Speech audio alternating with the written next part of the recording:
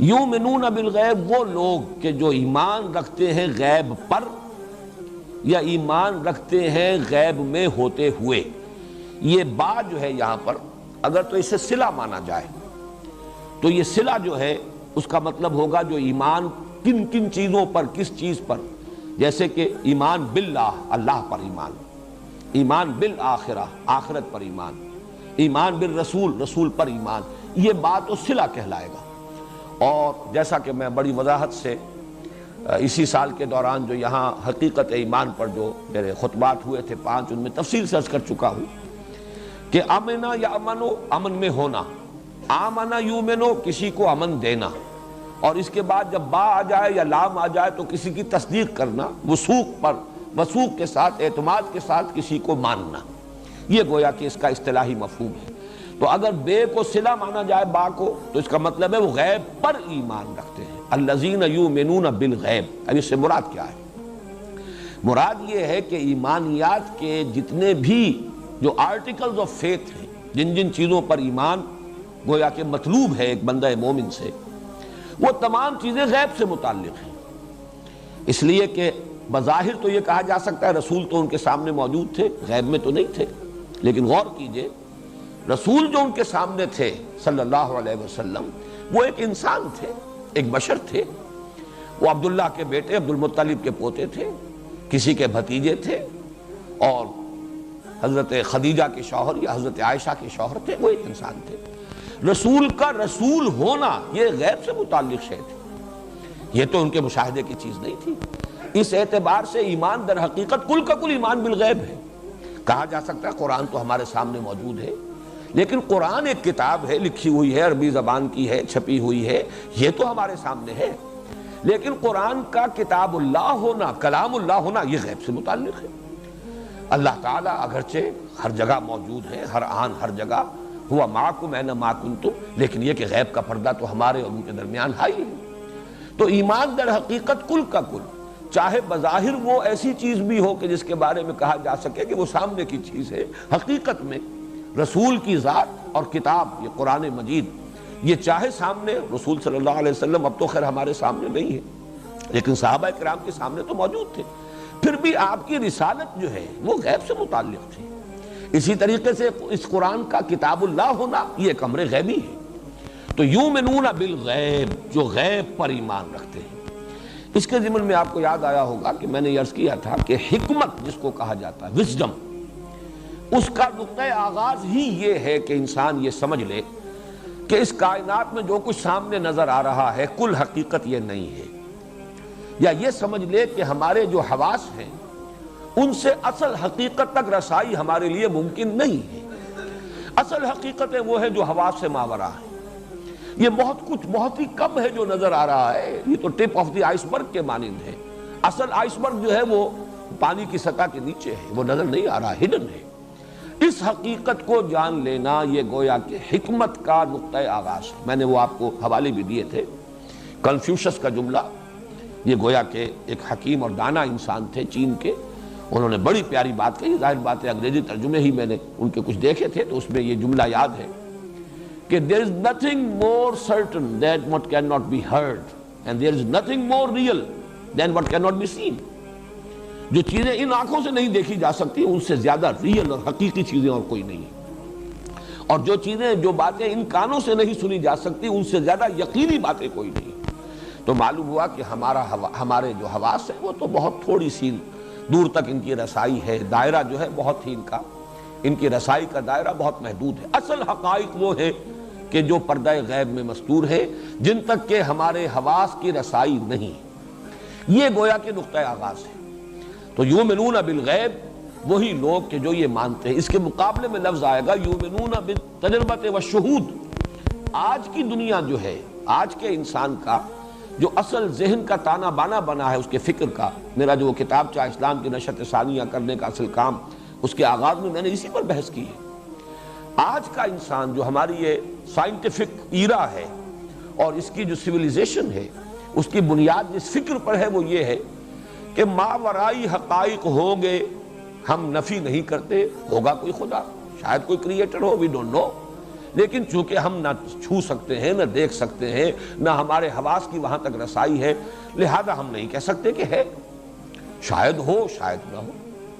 کوئی موت ہے کے بعد بھی زندگی ہے، ممکن ہے ہو ممکن ہے نہ ہو، ہم کوئی بات نہیں کہہ سکتے، اس لیے کہ کسی نے موت کی سرحد کے پار جھانک کر نہیں دیکھا اور کسی نے واپس آ کر خبر نہیں دی۔ اسی طریقے سے روح کوئی شے ہے یا نہیں، جسم تو ہے، ہم ڈیسیکٹ کرتے ہیں، اس کی فزیولوجی، اس کے مختلف اعضاء کا جو بھی وظائف الاعضاء کا علم ہے وہ بھی ہمارے سامنے ہے، اناٹمی فزیولوجی ہم جانتے ہیں، لیکن روح بھی کوئی شے ہے ہم نہیں کہہ سکتے۔ اب یہ تمام جو ہے کہ ان چیزوں کو ماورائی حقیقتوں پر سے توجہ ہٹ گئی، ہوں گی یا نہیں ہوں گی کوئی بحث نہیں اس سے۔ اصل بحث جو ہے، اصل جو جستجو ہے، اصل جو گفتگو ہے، اصل جو دلچسپی ہے، وہ اس دنیا سے ہے، اس عالم سے ہے کہ جو ہمارے حواس کی رسائی جن تک ہے۔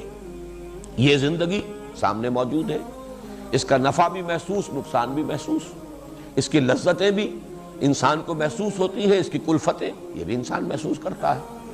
یہ کائنات موجود ہے، اس کے ماورا کوئی اور عالم ہے، کوئی عالم امر بھی ہے، ہم نہیں کہہ سکتے۔ ملائکہ کوئی ہے نہیں ہے، ہم نہیں کہہ سکتے، ہم نے دیکھا نہیں، ہمارے حواس کی گرفت میں آتے نہیں۔ جنات ہیں نہیں ہیں، ہم نہیں جانتے۔ اس طریقے سے پوری اب اس وقت کی جو سوچ ہے انسان کی، وہ تجربہ اور شہود جو ہمارے ایکسپیرینس میں جو چیز آئے اور جو ہمارے حواس کی گرفت میں ہو اور اس تک رسائی ہو سکے حواس کے ذریعے سے، وہ انسان کی دلچسپی کا، اس کی گفتگو کا، اس کی تحقیق کا، تفتیش کا، سب کا جو ہے وہ مرکز اور فوکس بن چکا ہے۔ یہاں پر قرآن مجید گویا کہ پہلے ہی نقطہ، یعنی سمجھئے کہ آغاز ہی میں پہلے قدم پر واضح کر رہا ہے الذین یؤمنون بالغیب۔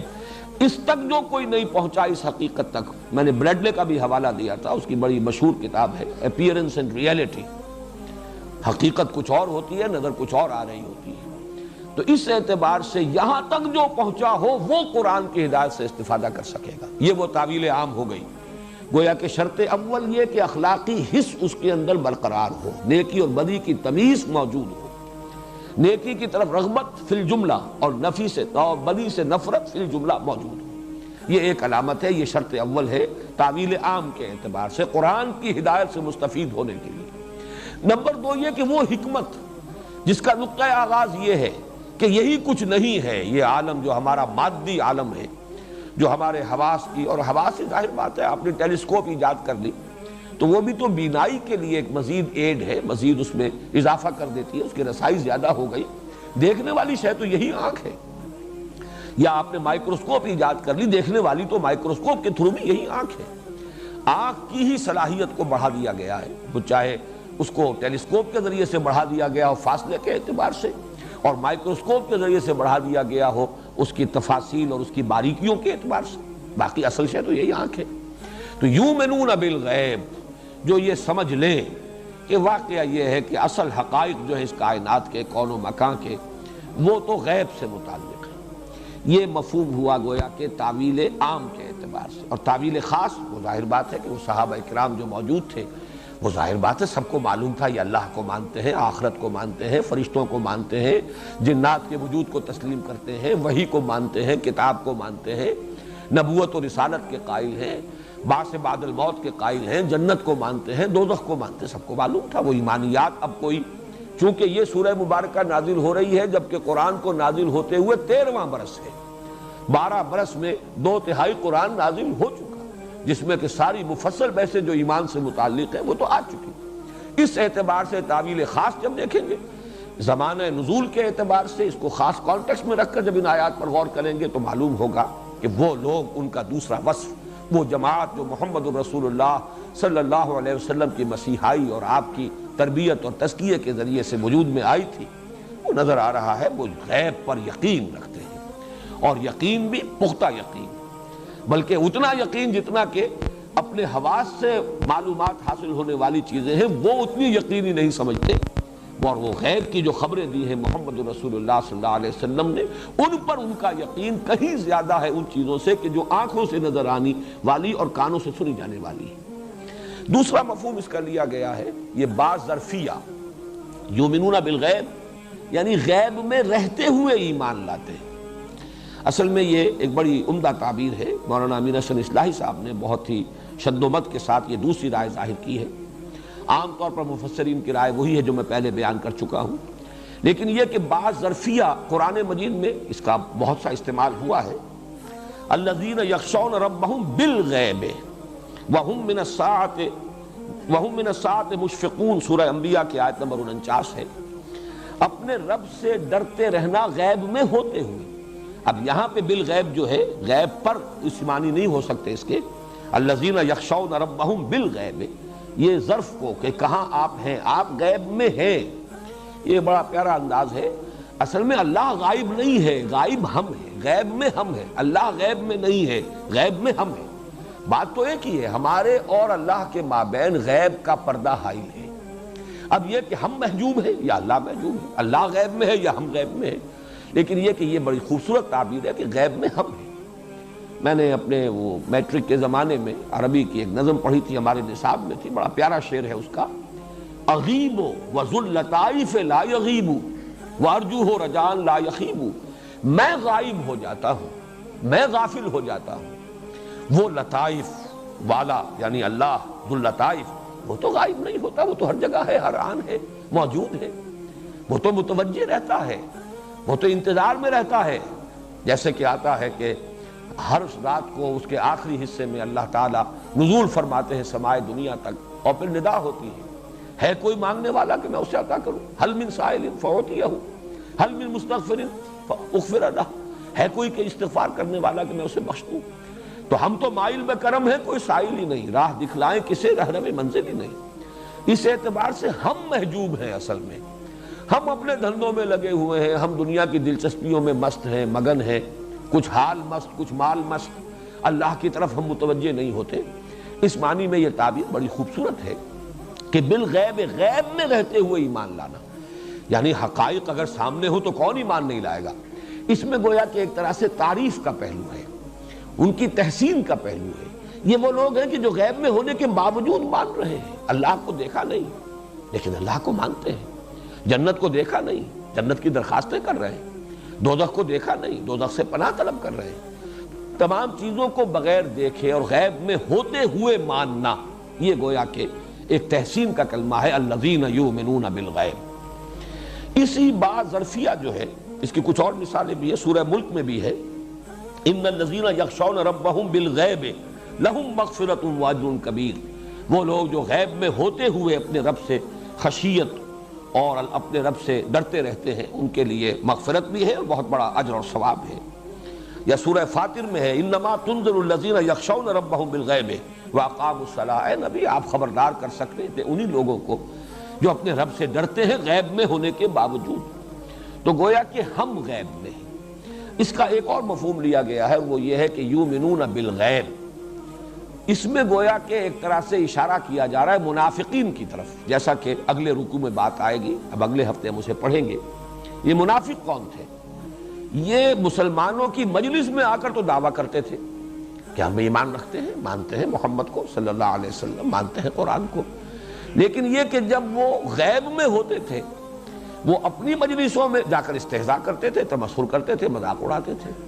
تو گویا کہ ان پر ایک تعریض ہے، اور اس کے لیے ان لوگوں کو یہ کہہ کر نمایاں کیا جا رہا ہے کہ جو صرف لوگوں کے سامنے ہی ایمان کا دعویٰ نہیں کرتے، بلکہ جب غائب ہوتے ہیں، غیب میں ہوتے ہیں، تنہائی میں ہوتے ہیں، جب کوئی ان کو دیکھنے اور سننے والا نہیں ہوتا، اس وقت بھی ان کا یقین موجود رہتا ہے اور برقرار رہتا ہے۔ اس میں گویا کہ ایک تعریض ہو گئی اس اعتبار سے منافقین پر۔